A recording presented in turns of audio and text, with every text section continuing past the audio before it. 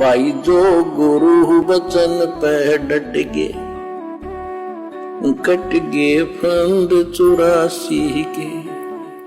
अब दूसरी आंशिक प्रलय क्या है? दूसरी आंशिक प्रलय 1000 चतुर्युग पश्चात होती है। दूसरी आंशिक प्रलय होती है वो 1000 चतुर्युग के बाद होती है। पहली आंशिक प्रलय तो हुई चौथे युग के पश्चात, सतयुग, त्रेता, द्वापर और वर्तमान में चल रहा है कलयुग, इसके एंड में होगी। दूसरी आंशिक प्रलय वो कब होगी?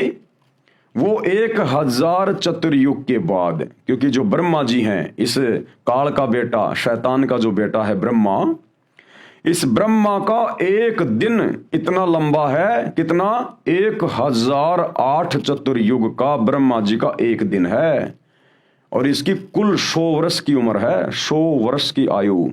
और इसका एक दिन कितना लंबा है? 1008 चतुर्युग का, और 1008 चतुर्युग की ही इसकी रात्रि होती है। अब ये 1008 चतुर्युग का समय कितना होता है? एक चतुर्युग का समय होता है 43,20,000 वर्ष।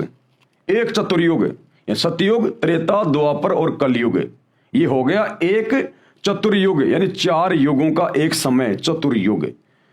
इन 4 युगों की कुल समय गणना कितनी होती है? 43,20,000 वर्ष। और ऐसे ऐसे 1008 चतुर्युग का ब्रह्मा जी का केवल दिन होता है, दिन। तो जब ब्रह्मा जी का 1008 चतुर्युग का दिन समाप्त होगा, जब रात्रि लगेगी, तो उस समय ये दूसरी आंशिक प्रलय होगी।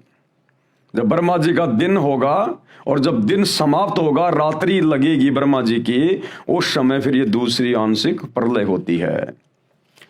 1000 चतुर्युग पश्चात होती है, तब श्री ब्रह्मा जी का एक दिन समाप्त होता है। इतने ही चतुर्युग तक रात्रि होती है, यानी 1008 चतुर्युग तक वो प्रलय रहेगी। एक रात्रि तक प्रलय रहती है। वास्तव में श्री ब्रह्मा जी का एक दिन 1008 चतुर्युग होता है। एक ब्रह्मा जी के दिन में 14 इंद्रों का शासन काल पूरा होता है। इंद्र देवताओं का राजा, एक ब्रह्मा जी के एक दिन में, ब्रह्मा जी के एक दिन में 14 इंद्र अपना शासन पूरा करके गधे की योनि में चले जाते हैं। और एक इंद्र का शासन कितना होता है? 72 चतुर्युग। 72 चतुर्युग तक एक इंद्र शासन करता है, देवताओं के राजपथ पे रहता है 72 चतुर्युग तक। और एक चतुर्युग की आयु कितनी? 43,20,000 वर्ष।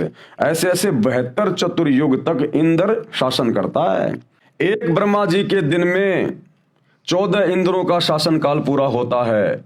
एक इंद्र का शासन काल 72 चौकड़ी युग होता है, 72 चतुर्युग। एक चौकड़ी यानी चतुर्युग में 4 युग होते हैं। सतयुग, सतयुग की कुल उम्र होती है 17,28,000 वर्ष का होता है। दूसरा त्रेता युग जो 12,96,000 वर्षों का होता है। तीसरा द्वापर युग जो 8,64,000 वर्षों का होता है। और चौथा कलयुग जो 4,32,000 वर्षों का होता है। चारों युगों के कुल 43,20,000 वर्ष हैं। गणना करने के लिए आसानी रहे इसलिए चतुर्युग से गणना की जाती है। ब्रह्मा का एक दिन 1008 चतुर्युग का होता है, इसको सीधा 1000 चतुर्युग गिनते हैं। जब ब्रह्मा का दिन समाप्त होता है, यानी 1000 चतुर्युग का समय जब समाप्त होता है, तो पृथ्वी, पाताल व स्वर्ग, इंद्र लोक के सभी प्राणी नाश को प्राप्त होते हैं, वो नष्ट हो जाते हैं।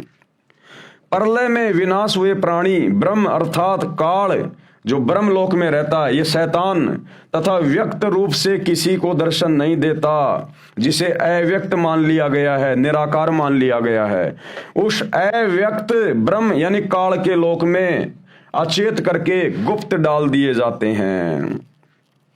जब ब्रह्मा जी का एक दिन पूरा होता है, रात्रि शुरू होती है, तो ये दूसरी आंशिक जो प्रलय है वो आती है। और जब वो प्रलय आती है तो ये पाताल लोक, स्वर्ग लोक और ये देवताओं के राजा इंद्र का लोक, ये और ये पृथ्वी लोक, ये सब नष्ट हो जाएंगे। नष्ट होने का मतलब जीव नष्ट हो जाएंगे। और सभी जीवों को कहां रखा जाएगा? सभी जीवों को ये जो ब्रह्म है, जो काल है, शैतान जो किसी के सामने आता नहीं, प्रकट नहीं होता, गुप्त रहता है, अव्यक्त रहता है, सभी जीवों को उसके ब्रह्मलोक में रख दिया जाएगा। जिसे अव्यक्त मान लिया गया है, उस अव्यक्त ब्रह्म यानी काल के लोक में अचेत करके गुप्त डाल दिए जाते हैं। फिर 1000 चतुर्युग, वैसे तो वास्तव में 1008 चतुर्युग की होती है, लेकिन सीधे सीधे 1000 चतुर्युग से काउंटिंग की जा रही है। फिर 1000 चतुर्युग की ब्रह्मा की रात्रि समाप्त होने पर इन तीनों लोकों, पाताल लोक, पृथ्वी लोक, स्वर्ग लोक में उत्पत्ति क्रम प्रारंभ हो जाएगा। फिर से यहां पर जीवों की उत्पत्ति शुरू होती है। उस समय ब्रह्मा, विष्णु, शिव लोक के प्राणी और ब्रह्मलोक यानी महास्वर्ग के प्राणी बचे रहते हैं। ये दूसरी प्रकार की आंशिक प्रलय हुई। भाई जो गुरु वचन पे डट गे, कट गे फंद 84 के, कट गे फंद 84 के, कट गे फंद 84 के।